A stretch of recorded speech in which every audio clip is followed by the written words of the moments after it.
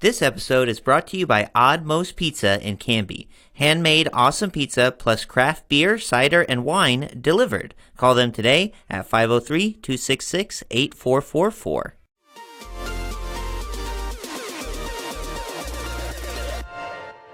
Welcome to the Canby Now podcast, your source for news. The threat of a possible teacher strike was avoided this week. There's a new, irresistibly cute creature winning over fans, and its name is Scootaloo. Sports. It's like Lucy in the football. You want to kick a field goal, but they take it away from you. We had to learn how to win. Goal can't be in the last second of the game!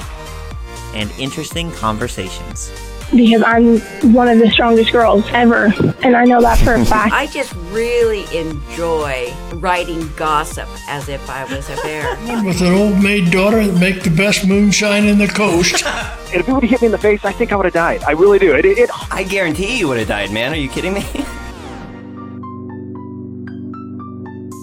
Stephanie Patricio was a longtime Portland comic who recently began participating in open mics in Salem.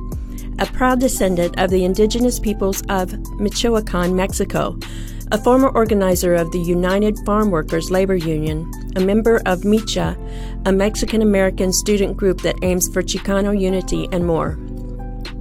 This according to their many friends and acquaintances who posted remembrances this week after Stephanie was killed in a head-on collision near Aurora State Airport with a suspected drunken driver early Wednesday morning, January 22nd.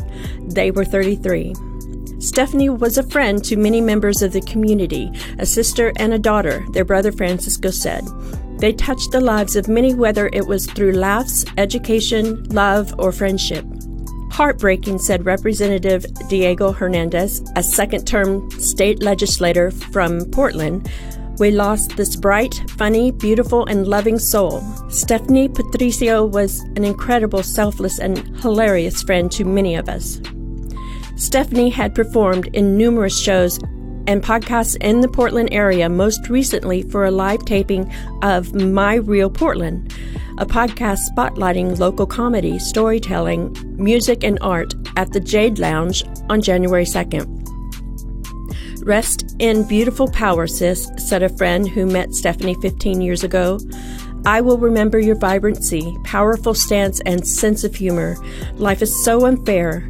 You were taken too soon, too young, because of someone else's poor choices and mistakes. According to the initial investigation by the Oregon State Police, alcohol impairment was suspected in the crash that killed Patricio on the part of the other driver, 29-year-old Kelsey Martin of Beaver Creek. Martin survived the collision but was transported to OHSU by Life Flight helicopter in critical condition. As of Saturday morning, Martin was still being treated at the OHSU, but her condition had been upgraded to fair. Also reached on Saturday, an OSP spokesman said the investigation was still open and no further information could be released. He forwarded further inquiries to the Clackamas County District Attorney's Office. According to court records, Martin was charged with DUI, reckless driving, and fourth-degree assault after a different incident in December 2018. A hearing in that case was scheduled for February. A GoFundMe account has been set up to assist Stephanie's mother and brother with memorial costs and legal fees and for missed wages due to the lost time from work. For that link to contribute along with some photos, visit our website, CanbyNowPod.com.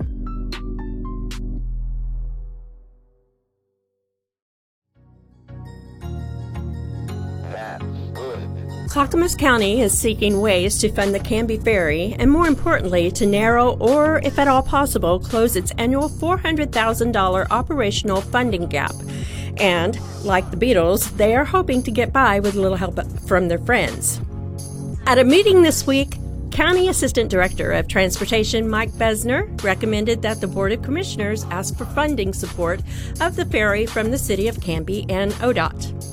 Besner would also approach the cities of West Linn and Wilsonville with a similar ask. But the county's general thinking was that Canby is only one that might contribute a little bit. I talked to the prior city manager before he retired, and he retired in September. The new one I've reached out to, actually I just heard back from him today. You know, it's possible if we put a formal request in, we might get a little bit. I don't think it'll be incredibly much, but that's a possibility. The other cities of Westland, Wilsonville, I think there's less of a direct, we could ask, there's less of a direct link. It certainly is a link to Canby. I think the other two might be a little more lukewarm, but we have not done outreach to those cities yet. In a follow-up, Besner said he didn't know exactly what the amount would be that the county might ask for, but he expects it would be in the ballpark of $25,000. That's not much when you're looking at a funding gap of $300,000 to $400,000, but every little bit helps. It's not clear where this money would come from for Canby, or if the City Council would even entertain such a request. In a much earlier discussion last February, councilors expressed little interest in assuming the ferry's full operations, but a much smaller financial contribution might be considered. Then again, any money for the ferry would likely come from the city's road budget, and Canby streets are already a near constant complaint from residents as it is. Even with the some $300,000 in additional revenue that is coming from the new county vehicle registration fee, it's likely that spending road money on anything other than roads would be a hard political sell. More funding possibly could come from the Oregon Department of Transportation. ODOT already partially funds the operations of Buena Vista Ferry, Besner said, and an arrangement that dates back to when Marion County agreed to take over the failing ferry decades ago. Other changes are in the works, most of them suggestions that came from the public engagement with the Canby area community last year. The county has hired a consultant to come up with a marketing strategy intended to drive awareness and drive increases in short and long-term ridership. Concepts are currently under development, and with the first campaign expected to start this spring. And it's possible the county could do more. Here are Commissioners Jim Bernard and Paul Savis discussing some of their more creative ideas. Well, I think we should go gesture advertising and see how it works, but have we considered dinner cruises? We haven't. Weddings? That sounds like a nightmare. And wine tasting? Haven't. That sounds like a worse nightmare. Wine tasting on a boat? There's enough time to get from one side, you could do an infomercial. You just sink it out. You just commercial time. We could. You just drag it out in the middle of the river. Yeah. You have a dinner cruise. I'm all for creative, but that scares me. The county is also continuing the design and installation of telecommunications fiber at the Canby Ferry site with the help of $400,000 federal grant. This would facilitate new electronic signage throughout Canby, which could be updated automatically to alert drivers as to whether the ferry is open or not. The Canby Ferry operates year-round, technically, but is often closed in the winter months when the river level gets too high, above 70 feet. During those months, the county believes many potential users simply avoid the ferry altogether, rather than waste time driving to the end of North Holly to see if it's open. It would also allow the ferry to begin accepting credit and debit cards, which would make these transactions more secure and also broaden the ferry's potential customer base. Right now, the ferry is cash only, and let's just be honest, who even carries cash anymore? I think the last time I carried cash in my pocket was the time I found a quarter in the Fred Meyer parking lot.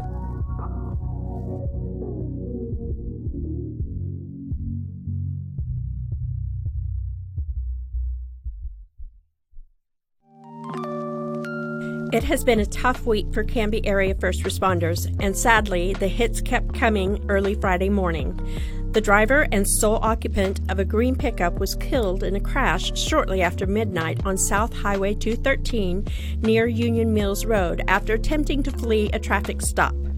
Molalla Police Lieutenant Chris Long said the pursuit began at approximately 12:19 a.m. when an officer stopped the pickup at the city of Molalla for erratic driving.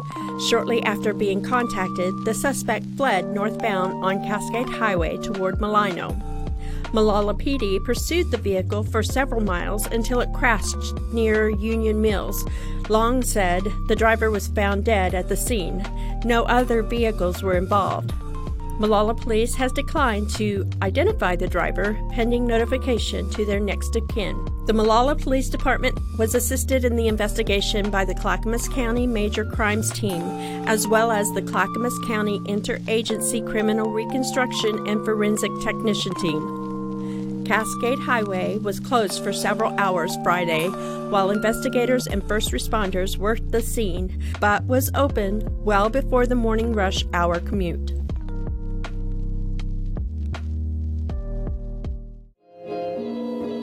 Just call her Queen Ruby. Our congratulations to Canby High School senior Ruby Kayser, who became the first female student to ever be crowned Royal Cougar this week at the annual fundraiser and talent show. Kayser, a key piece of Canby's surprising volleyball team that finished third in the state last fall, said she was very excited to have won, but also surprised. Ruby said, quote, "I put a lot of thought into my events, but I mostly just did the contest to raise money and have fun. I've been the lead organizer of the Royal Cougar the last 2 years, so it was super fun to actually be a part of it." She raised an incredible $1,431.87 for her chosen cause, the Australia Zoo Wildlife Hospital, which has treated over 90,000 injured animals, including thousands affected by the Australian brushfires. "I'm really proud of the amount of money I raised," she said. "So many people donated to the cause, and that was really cool to see. It feels like I will have actually made a little difference." The event involved 5 different categories: talent, lip sync, beachwear, formal wear, and spirit wear. For her talent, Kayser and junior Daly McClellan, another star member of the Canby Cougar volleyball team, performed a reenactment of the evolution of dance. Other talents included singing and impressions of characters from TV and movies. A total of 6 other students participated in the Royal Cougar pageant, representing and raising money for 6 charities of their own: Thirst Project, Dornbecker Children's Hospital, the Miniature Schnauzer Rescue, House of Dreams, Dreaming Zebra Foundation, and the World Wildlife Fund. For photos, visit our website, cambynowpod.com.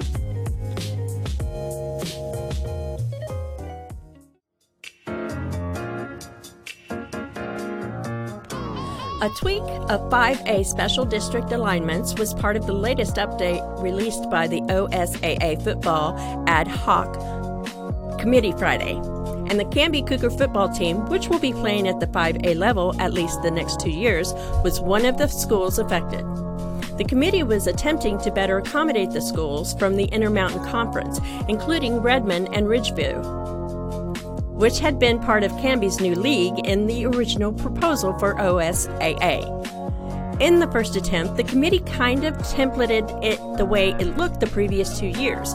OSAA Assistant Executive Director Brad Garrett, not the actor, said they heard testimony Wednesday and essentially the IMC would like to be together if possible, and the LaSalle was in the room and agreed with it. Under the new proposal, Canby's 5A Special District 2 would include the Northwest Oregon Conference schools, Hillsboro, Scappoose, St. Helens, and Forest Grove, along with Wilsonville, McKay, and North Salem. At least one trip to Central Oregon, always a dicey proposition in the fall, would be avoided in this new scenario. There's going to be travel either way, Garrett said. I don't know if the proposal necessarily reduces travel for anybody. I think in general the committee thought it made sense to give it a shot for a couple of years and see how it works. Early indications are that this might be a more competitive league for Canby as well. Wilsonville, who makes sense as a crosstown rival of sorts, is a perennial 5A contender and was also in a league with Canby under the last recommendation.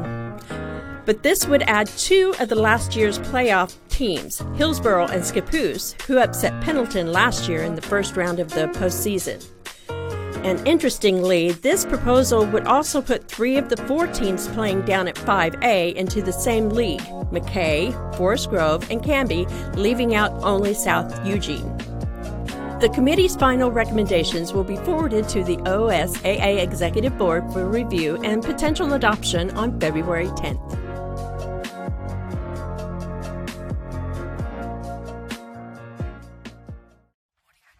It was a tale of two halves Friday night as the Canby Cougars boys basketball team's 3-0 start to Three Rivers League play came to an end against the number 4 West Linn Lions. It was the 10th annual Pack the Gym night at Canby High, and the Canby Crazies were eagerly filling their roles as sixth man. The air was electric, and behind the crowd's energy and Canby's red-hot three-point shooting and inspired defense, the Cougars burst out to a 28-18 lead in the first two quarters. They seem to be in total control, but the super talented squad from West Linn is too good a team to have two bad halves in a row. Canby went ice cold in the third, scoring only 5 points, and by the fourth quarter, the Lions had a lead they would never relinquish. Final score 61-41. Arredondo led Canby with a game-high 18 points, while sophomore guard Alexander Evans and junior guard Riley Knutson added 8 apiece. While the momentum in the boys' game swung wildly from one side to the other, the girls' homestand against West Linn was a close match that stayed close until the final buzzer. The Cougs played within one with a clutch corner three from junior guard Zoe Thompson in the final 2 minutes, but missed free throws and a couple defensive laps doomed them in the end. They also fell 42-46. For photos from Pack the Gym night, check out our Facebook page. League play continues this week for the Cougar basketball teams as they get their first crack at Tualatin Tuesday and then host Lake Oswego on Friday. The Lady Timberwolves will be a tough matchup. They're 10-4 on the season, but have yet to put together in league play, going 1-3. The Lakers are 3-11. Same matchups for the boys, though both games will be on the road. Both Tualatin and Lakeo are currently 7-8 on the season. The dominant performance from the Canby Cougar wrestling team this Thursday, Canby welcomed visiting Lake Ridge under the lights at the Cougar Den, then proceeded to tie them up 8 ways to Sunday. The Cougs won 75-6 in a duel that was never close, winning every matchup except 160-pound weight class. Among others, Nick Marquez, Asher Chafee, Zach and Dome Netter, Caden Boyd, and Brent Patterson all won on pins. While Canby Wrestling was dominating Lake Ridge, the Cougar swim team's duel against visiting St. Mary's Academy was much closer and ultimately went the other way. The girls lost a tight one to the Blues, 87-81, while the boys had the night off. St. Mary's Academy is an all-girls school. Both will be back in action next Thursday as they host Oregon City at the Canby Swim Center. Go Cougars! More than 1.2 million Americans receive internet, TV, and telephone services from community cooperatives like Direct Link. They believe that their role revolves around partnerships, whether sponsoring a local event, hosting educational classes, or investing in fiber internet technology. Direct Link is here for our community because they are a part of our community. Beyond just working in Canby, most of Direct Link's employees live here as well. Direct Link's investment in the local area reaches past business interests and extends into the everyday lives of neighbors, friends, and families. Visit them online at directlink.coop to learn more about their communication services and community activities. We'd like to extend our undying gratitude to the Canby Now Plus member, Erica Engel. I hope to God I got that right. We rely on your monthly contributions to continue to do this work that we love. To find out how you can become one of the coolest people in the world, one of our supporters on Patreon, visit CanbyNowPod.com/plus.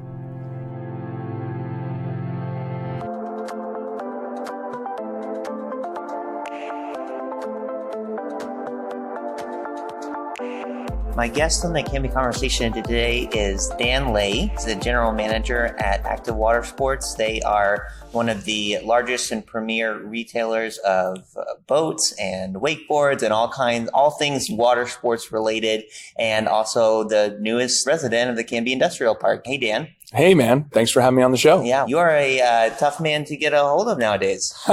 Well, it's been an interesting year. Yeah. A lot of moving parts. I've interviewed people wanted by law enforcement that were easier to get interviews with than you, my man. Well, I apologize for being hard to nail down. But no apology necessary. But yeah, it's been a busy year for you guys for sure. A year of growth and some exciting developments. Yeah, so this is something that we've needed in our company for probably 5 years now. Mm-hmm. We just always are running out of space, especially with the boats getting bigger and bigger every year. We've just been looking for something like Canby, and it kind of all fell into our lap at the same time as a lot of other big growth opportunities. So, yeah, finally feel like we're coming up for air now that it's the new year. Yeah. So is that something with the boat sales? Because I am not a boat owner myself, but is that something they're sort of are actually getting larger? Or did you just mean like number of boats that you guys sell and the no, the actual size of the boats is getting much. It's getting larger, sort of like cars in that way. Yeah, I mean, if you think about back in the 80s when this company was founded, the boats were just ski boats, and so they were low to the water. They didn't have towers. Now they sit up on trailers. They're a little bit bigger. The towers are tall. They don't fit in a lot of people's garages. Yeah. So what we're finding is we need a spot to store their boat for them in the winter. And our lots were just overflowing in Oregon City. So we looked all over Portland. We made a couple offers on some spots downtown. Nothing really seemed to come together until we found this spot in Canby. And it was best case scenario. Yeah. We've actually talked about how there was a spot in Portland that we were really disappointed that we didn't get. Yeah. And when we got this spot and we're able to work with the city and kind of build it from the ground up, we've talked about how it was, a blessing in disguise.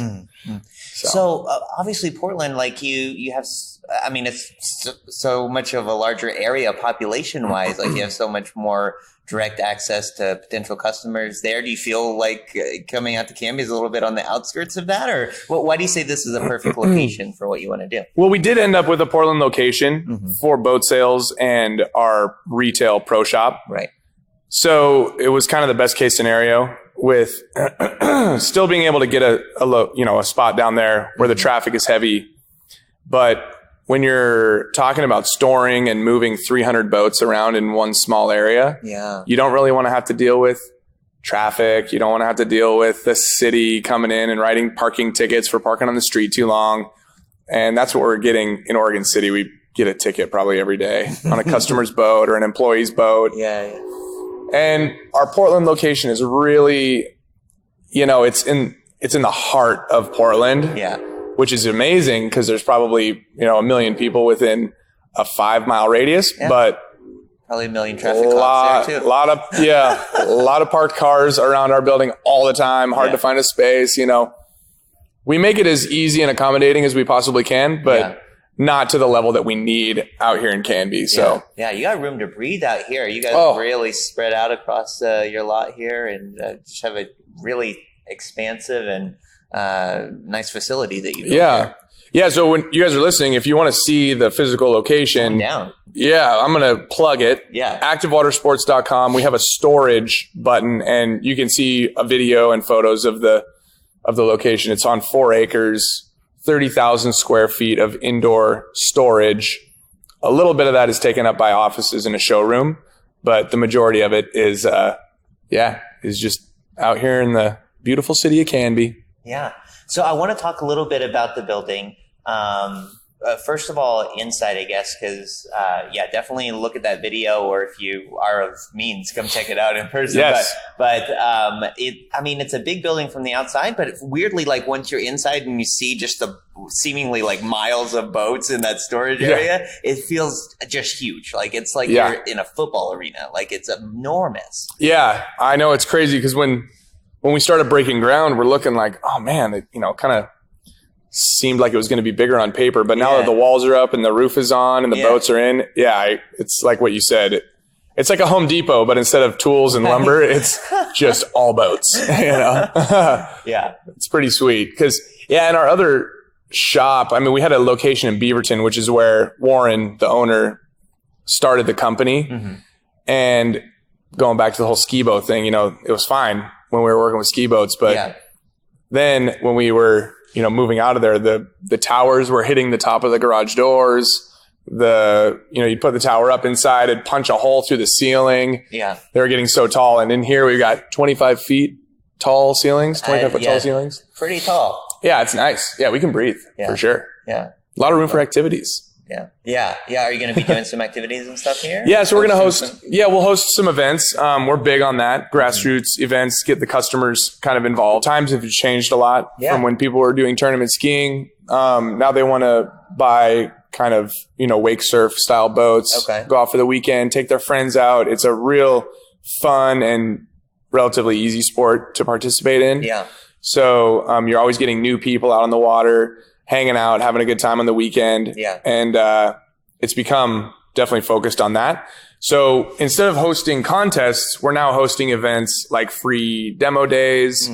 We'll do kind of indoor boat shows at our Oregon City location. And that's something that we're really excited to start doing out here is get something going where we do maybe like a block party. We can have food trucks come out to the parking lot. We can do boat show, big sail, close out end of the summer type stuff. So love it. The wheels are still turning on all that, but we're definitely going to host a few events out here. Yeah, cool. I do want to talk as well about the design of the building from the outside because, these buildings are built like it just looked like kind of a boring box, initially. And I think even me and maybe some other people are like, okay, great. We got another boring box in the industrial park. And then I think it was like, at least it felt like almost overnight, the paint job came on, this like sleek, sexy, like blue, black and white job, and it just like popped, where did that come from? So the original inspiration for that was from a company called Ronix. They're a wakeboard brand. And they had a rival company of theirs build a brand new building, and it was just muted, just boring, plain gray, like what you're saying. And so they built a bigger building on the hill that the same park that it's in. And they made it bright and extravagant and really cool looking. And all of their rivals have to drive past that nice bright building to get to work every day. And I saw that and I've never forgotten that. And so when we had the chance to build this, I just, I brought the photo of the Ronix building to my colleagues and was like, okay, we got to do something like this. And so then here you're not trying to show anybody up, but it just looks so cool. No, it was just, because it is an industrial area, you know, where there's a lot of cool stuff going on here, I'm sure, but we're in action sports. And so that blue pops is like a very, loud, fast color. And Miles Johnson is an employee of ours. He's our graphic designer, and he's the one, he spent probably 2 days designing the building. And I'm telling him like, just pick the colors. The painters will take care of it. But Miles, he's such a gifted artist that he spent so much time, like so many different designs, and we picked from all of them, so many different colors. He went to Home Depot and we had blues laid out all over the desk. Got a million shades of blue. So many blues. I think we narrowed it down to like 30 blues. So some thought went into this for sure. You can tell that somebody with a good eye for design, like, just had a huge canvas and just went to town on it. Like, yep, exactly. That's exactly what it was. When we were done painting it, because we actually had to paint the logo by hand. Oh, really? Yeah, and like mask it all off, and it was a project, but it was pretty cool because once we were done, we got to stand back and look at it and be like, wow, this is pretty awesome.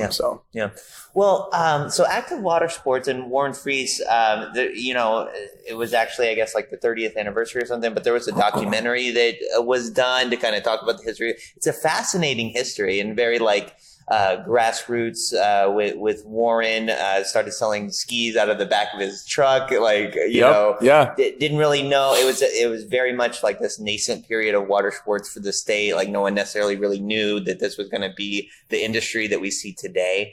And he and his growing staff at that point, were on the forefront of that. Can you talk a little bit about folks who maybe haven't seen the documentary that I have and just kind of what this company is all about? Yeah, absolutely. One of my favorite things to talk about when it comes to this company.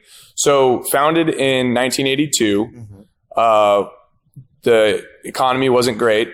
So Warren shifted from swinging a hammer, building homes, to teaching his buddies how to water ski. And his father was a little more fun. Yes, way more fun. His father was a businessman as well in the auto parts industry. So he said, come to work for me in auto parts. No, I don't want to do that. I want to keep, skiing. Well, how are you going to make money doing that? You got to charge your buddies. Let's go find a boat. Then you can actually start charging customers. And within a couple years, he was at the Portland Boat Show. That would be in 82. After running a very, very successful ski school for a few years, came to the Portland Boat Show as the first boat sales representative for ski boats. Everything else was, runabouts, fishing boats. So it was kind of new to the market to have a fiberglass water ski style boat. And they sold out of skis and boats pretty quick.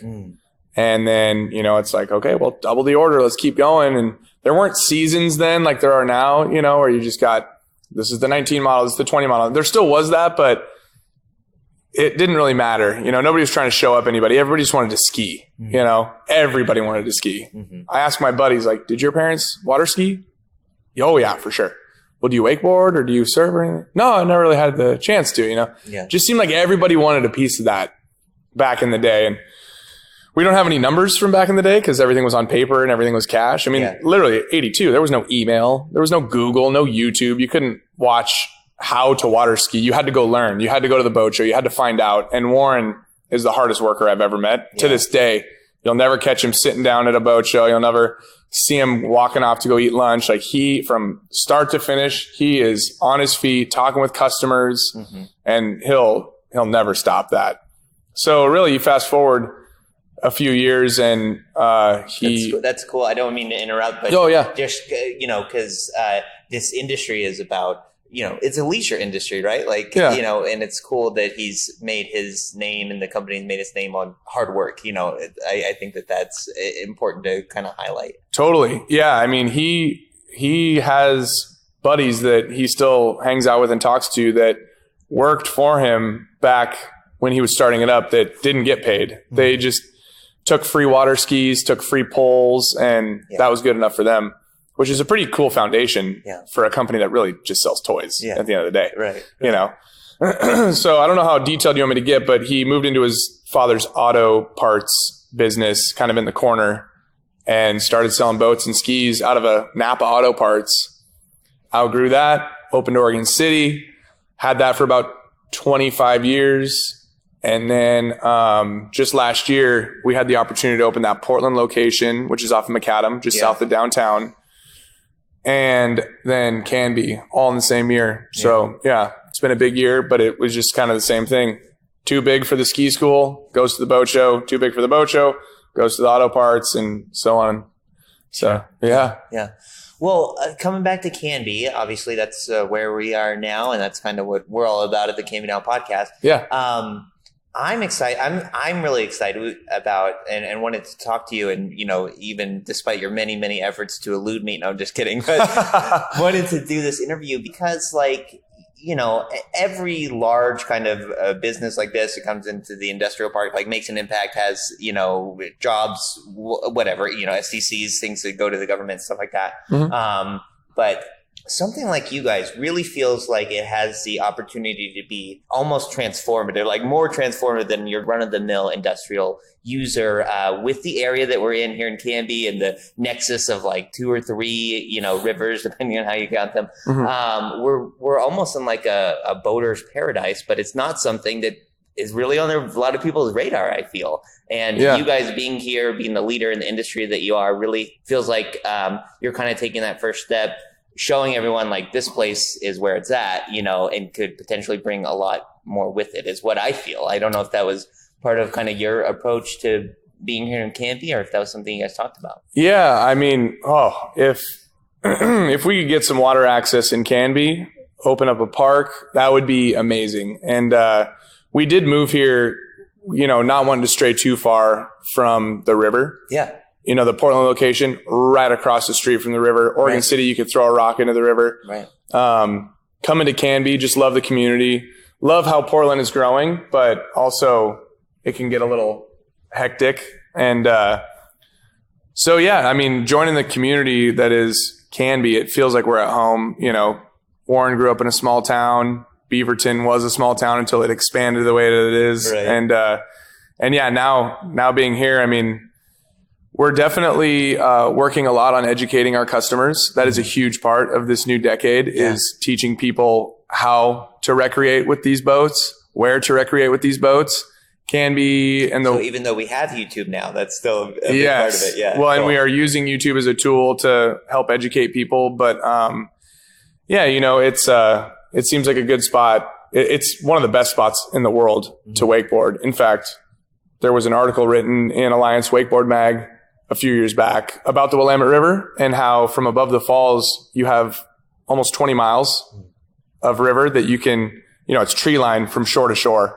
So it's blocked by the wind. And I'm not just saying this, but the stretch where it runs through Canby is one of the best spots. Yeah. In my opinion, it's where I always ride. Awesome. Yeah. We'll even camp sometimes on the side of the river over here and on the other side.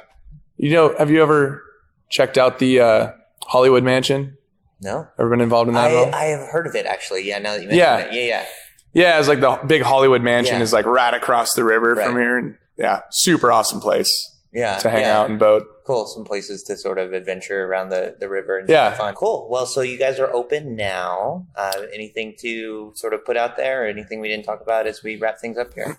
Yeah, it was weird timing. You know, a project this size, all the deadlines got pushed back a little bit. We were really trying to be done before the summer was over, but we completed and got our, you know, all our permits that we could start doing business kind of right in the middle of the season when nobody cares about boating. Right. So we are open if you want to come check it out. It's nice and quiet here at the moment, but come spring, we're planning on having a grand opening party.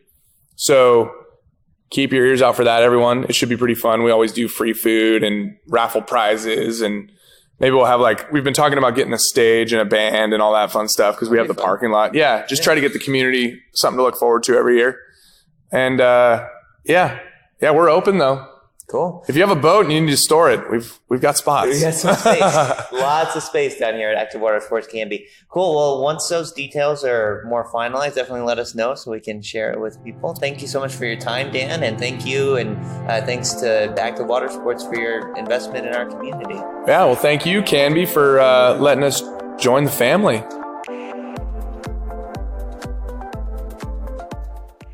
I'm here at Advantage Mortgage with Derek Hill. And Derek, you were telling me about something that just came down from Fannie Mae that people might be interested in.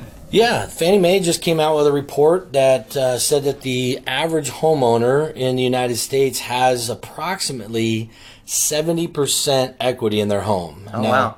Right. I mean, that's obviously average throughout the whole country, but because values have come up so substantially in the last 10 years, there is a ton of equity available that people can utilize. Cool. So if people are potentially looking to buy or move into a new home, you're saying that equity means it might be something that you would look at remodeling instead of maybe if the market's not looking favorable to you. Right, 100%.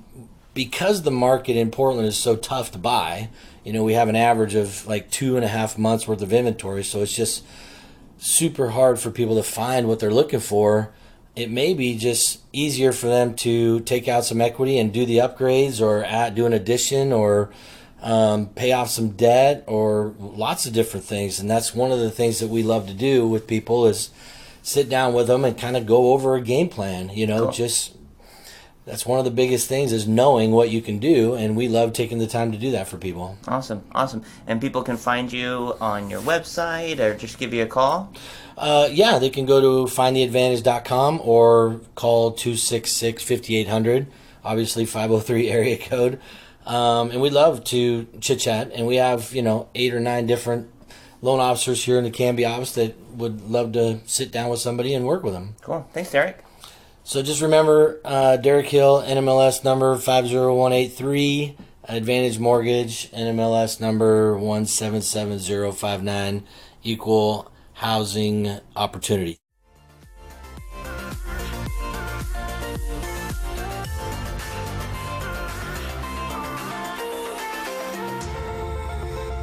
Joining us on the line now is Shantel Harney with Canby Kids to talk about an event that's coming up in just this next week. Hi, Shantel. Hey, how are you? I'm good. How you doing? Good, thank you. Good. So we're, like I mentioned, we're going to be talking about a really cool event, a fundraiser that's coming up. But first, I wanted to give you a chance. Can you tell us just a little bit about Canby Kids for folks that might be newer to the town or maybe don't have kids in the school district or don't have kids in the school district yet, may not even be aware of what you guys are all about? So Canby Kids was organized in the 70s by a group of parents. A long time ago. And it basically, it's a nonprofit. We have kids sports, all outdoor sports now for K through 8. Once kids get into high school, they're more like Canby boosters area. But it's Canby Youth Football, Canby Youth Soccer, Canby Youth Lacrosse, Canby Youth Baseball, and Canby Youth Softball. All levels of skill. All our programs have, basic rec leagues to club sports. All of them offer scholarships for kids. So we just want every kid in Canby to have the ability to play on a team and learn what that's about. So yeah, I think it's so neat. It's like when I was growing up, and I didn't grow up here in Oregon, but like almost all of the sports for younger kids were still done like through the schools and through the school districts and whatnot, and out here it's not really like that, and it's so cool for something that is like grassroots and local and unique to Canby to and now for coming up on 50 years it sounds like have just grown and sustained itself, all with just the mission of creating positive fun opportunities for local kids. Yeah, in Canby Kids, I mean, we work, part of our mission is to work with the city of Canby and the school district. Sure. For facilities for our kids to play and maintaining those. And we have great partnerships with those two different entities. Yeah. So. Yeah, absolutely. So coming up is a fundraiser. It's going to be on February 1st. Mm-hmm. And it's something that I gather you've done before, but maybe not for a while? Well, we've done some fundraisers in the past, more like dinner dances, that kind of thing. Canby Kids is solely funded. We used to be actually in the city's budget up until, I want to say to the year 2000. And then some budget cuts came, so we've been solely funded on fees. Gotcha. And all our individual sports, they have their own budgets, and then the Canby Kids is more the administrative budget to keep the nonprofit functioning for all of our sports. Keep the bean counters happy. Exactly. So, each sport pays into the Canby Kids nonprofit via fees assessed to their members. Okay. But this fundraiser, what we're trying to do is make a dent in those. So it's, fees are always going up in everything your kids do. And we don't, the least we can add on to that, and keep our nonprofit healthy is what we want to do. So we're having a poker tournament to help offset those fees. Gotcha. So it's not that it's been a while since you've done a poker tournament. It's been a little while since you've done any kind of fundraiser. Yeah, we've kind of, been just relying on fees. But the sports, it's always a concern to keep their fees low. Sure. And anything we can do to help out our members. Yeah. And the kids in the community, basically, to keep the, Yeah. So well, my kids aren't quite at the sport level yet. My oldest is 5, which I think would qualify for sports, but she's so like hilariously uncoordinated that probably is not a good idea. It would just be embarrassing for the whole family. But I'm just kidding. She's wonderful. She's very graceful. She does dance, but I gather, I do hear that is a concern, and that is even folks do know that at least to a certain extent some of our lower income working families are not able to access sports sometimes because of the cost of I mean, like you say, you have to pay what it costs. I mean, even as a nonprofit. But the things cost money to you. But yeah, that is something that can be a barrier. Is that true? Absolutely. And I think it doesn't get out there enough that all the Canby Kids sports, do have scholarship opportunities. Right. We never want to turn a kid away. Right. And certainly once kids are a little older and they're in the club level type of play, we do have teams through Canby Kids that do that, but that's a whole nother deal. But for recreational play, we don't turn kids away. Everybody will get to play. Nice. And different sports have different ways. You might have some families work in the snack bar, or different ways to compensate for the scholarship. But we want every kid in Canby to have an opportunity to play, especially at the younger ages, because those, sure, it's sports, but a lot of them, they don't even keep score. It's, you learn how to be a teammate, how to be a good citizen, how to be part of a team, how to take direction, that kind of thing. Yeah, so. Absolutely. Cool. So this, it's a Texas Hold'em poker tournament. And, obviously it's a fundraiser. It's all about raising money for Canby Kids, hopefully bringing that cost of participation down for all kids and families. But there's some prizes. It sounds like there's actually a chance some folks who are card sharks in our community might be able to walk away with a little money in their pocket. Yeah. So Canby is an awesome community. I've lived here my whole life. I was a Canby kid myself. So I kind of reached out to, I'm president of Canby Kids, but I reached out to some former Canby kids and some great people in the community. And Canby we Kids were at Heart. Canby Kids at Heart, yes. The Backstop Bar and Grill was able to donate the space, the Antonia Ballroom upstairs, and then another great Canby resident, Paula Barnes Brotherton, who grew up here in Canby, was a Canby kid herself. She works for REMAX. She donated the prize money. We've got a couple banners coming from the Sign Shop in Hubbard, some more the Pot Rats fan. I mean, just great Canby people. We were able to put this event on very minimally.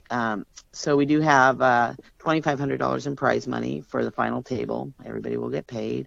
It's a $60 buy-in. You can buy rebuys up to the first 2 hours. We'll have food up there. Lunch can be bought. Adult refreshments up there. All volunteers running the tournament.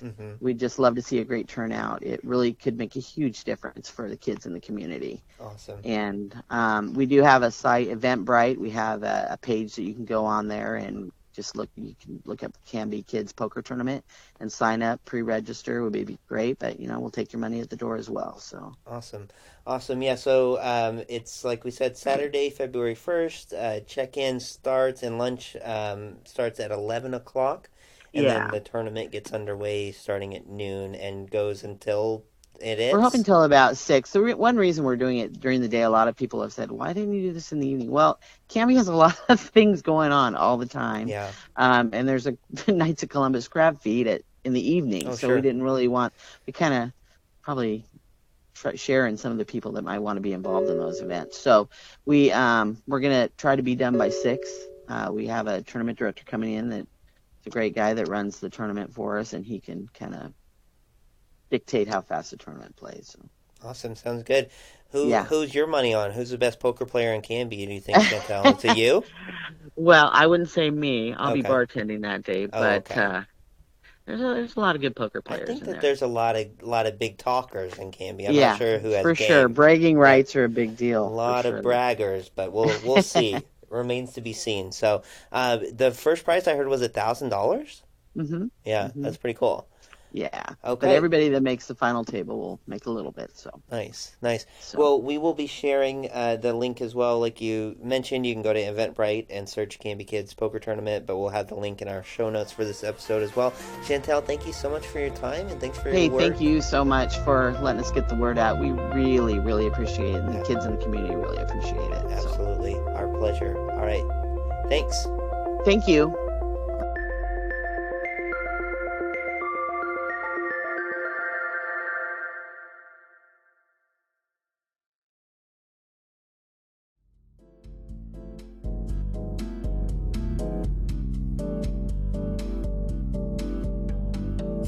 Welcome to the Canby Now Community Board, where you're in charge.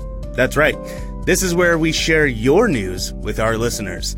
Everything from birth announcements, birthdays, and obituaries to local events and accomplishments. If you're #CanbyProud, let us celebrate with you.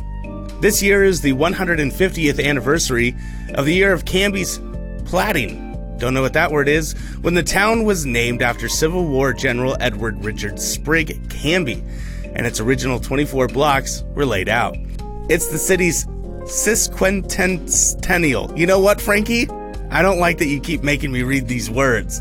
Anyway, one of the first events celebrating the occasion happens tonight at 7 p.m. at the Canby Pioneer Chapel. Greg Leo, a third-generation Oregonian, local historian, and speaker, will present on Canby's 150th anniversary, highlighting milestones from the city's past with compelling photos, entertaining stories, and fun facts, not boring facts. An avid reader of history and advocate for heritage programs, Greg has served as president of Friends of Historic Champoeg and its current vice president of Friends of Historic Butteville. He has a lot of titles. He is a frequent speaker on Oregon history topics with local heritage organizations. And the team here at the Canby Now podcast has also been able to help out. Greg is an old friend, and we were asked to share some of the fun stories we found in digging through the town's dusty old history book for our Canby Then series. So, should be a good time. For ticket information, visit www.pioneerchapel.net. Life is a highway, or so they say, and now that song is stuck in my head. There's also this year's theme for the Canby High School Senior All-Night Party, and the planning committee needs your help. The Senior All-Night Party is a celebration that has continued in Canby for over 35 years. The All-Night Party Committee is an independent, non-profit organization run by parents and volunteers. Their goal is to provide a safe, supervised, substance-free night of enjoyment and celebration for the 366 members of the 2020 Canby High School senior class. Communities that provide a senior all-night party have virtually eliminated alcohol and drug-related injuries on graduation night, including in Canby. The committee is seeking the support of local businesses and other organizations in the form of cash, gift cards, merchandise, or services. Contributions are tax deductible. For questions about donations, contact Candy Rodriguez, wow, that's hard for me to say, at 503-318-5321. A free 7-week class for parents and guardians is starting next month. It's hosted by Todos Juntos and Clackamas Parenting Together. The class is in English and for parents, guardians, and their youth ages 10 to 16. Learn about parenting skills, child life skills, and family skills.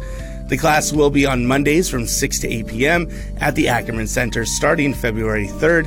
Childcare will be provided for children under the age of 10, along with a light dinner. For more information or to register, contact Patty Zavala at 971-285-5717 or by email at pattyz@todosjuntos.net. That's TODOS-JUNTOS.net. The Canby Aurora VFW Post 6057 and Auxiliary invites you to join them on February 22nd for their annual Iwo Jima flag raising ceremony, this year planned for the Ackerman Center Gymnasium. All military veterans and their families in particular are encouraged to attend. It's the 75th anniversary of the flag raising at Iwo Jima and the 25th anniversary of the Canby event. Veterans groups and service organizations are welcome to participate in the massing of the colors to kick off the event. If interested, contact Martin Lacknier at 503-849-8390. Ceremony itself starts at 10 a.m. Refreshments will be provided, and we're told there will also be a drawing for a 68 Cadillac. Tickets are now available for a Daddy-Daughter Dance in March, a fundraiser for the Rotary Club of Canby. The evening will include a chocolate fountain. Okay, I'm already sold. Cupcakes. All right, I'm already getting ready and getting out the door. And other special treats, magical surprises, and wonderful moments for a dad and his daughter or daughters to share. Frankie's daughter is making him go because, I just read the list. And it's a great way to support the good work of Canby Rotary. Join Frankie for this magical evening and say hi to the Canby Now crew. The dance will be from 6 to 9 p.m. Saturday, March 14th at the Canby Adult Center. Tickets can be purchased on Facebook and Eventbrite, that's B-R-I-T-E. For links, find this story on our website at cambynowpod.com. Optionally, dance instructor Holly, not even going to try, Fidinazzo, I'm really sorry, Holly, will be offering dance lessons for dads and daughters to get ready for the big night. Let's be honest, Frankie can probably use this, like really badly. Those are planned for February 21st and 29th at the Canby Center. Are you concerned about recycling? Well, you should be. Natural resources and a healthy environment, aren't we all? The Regional Masters Recycling course is making its once-a-year visit to Clackamas County this spring. The class provides a hands-on opportunity to learn about recycling and waste reduction, and participants use the knowledge to make an immediate positive difference in the community. Offered only 3 times a year, this 8-week class meets once a week in the evening and twice on Saturdays for half-day field trips. The spring session will start Wednesday, April 1st and run for 8 consecutive Wednesdays at Clackamas County's Development Services Building, 150 Beaver Creek Road, Oregon City. A $50 fee covers course materials. Limited scholarships are available. For more details and to apply, visit www.masterrecycler.org. Registration closes Wednesday, March 4th at noon. To get your event announcement or community news on the Canby Now Community Board, email us today at info@cambynowpod.com and tell everyone about what's going on in this town. Come on. The Canby Now podcast is brought to you in part by the Wild Hair Saloon, where Canby goes to eat and have fun. Lifelong Canby residents Darren and Joan Monin founded the Wild Hair 16 years ago, and as their business has grown and expanded, they've continued to give back to the community they love. They're one of the biggest supporters of school activities, youth sports, local events, and even this podcast. They have a heart for Canby, plain and simple. They also have some of the best food and drinks on the planet. Did I forget to mention that? No, it's all right. I'm going to mention it. It's no accident that residents voted them the best restaurant and best service through the Canby Area Chamber of Commerce last year. Happy hour daily from 3 to 6. Kids eat free on Mondays, live music and breakfast on the weekends. And they have great salads and other healthy options to help you keep your New Year's resolutions. Check them out just off of Highway 99E next to the Space Age in Canby at 1656 Beaver Creek Road in Oregon City, or on their website, thewildhairsaloon.net. The Canby Now podcast is produced by me, Tyler Clausen. Our content director and star reporter is Tyler Frankie. We also feature the vocal talents of Joyce Struby and James Walden, so round of applause to them. The song that you're hearing right now is Canby by singer-songwriter Olivia Harms, used with her permission. Find more of her work at olivia13.com. The Canby Now podcast is dedicated to preserving independent local journalism and redefining local news with our fun, fresh, and energetic brand of storytelling. Our sincere thanks to our local sponsors who make this show possible. Please show your appreciation by supporting the small businesses who support us. The Canby Now podcast is a production of Now Hear This Studios, Canby's locally owned full-service audio, video, and media production company. Our mission is to produce the best content in the universe, and we'd love to help you do it. Find us online at nhtstudios.com.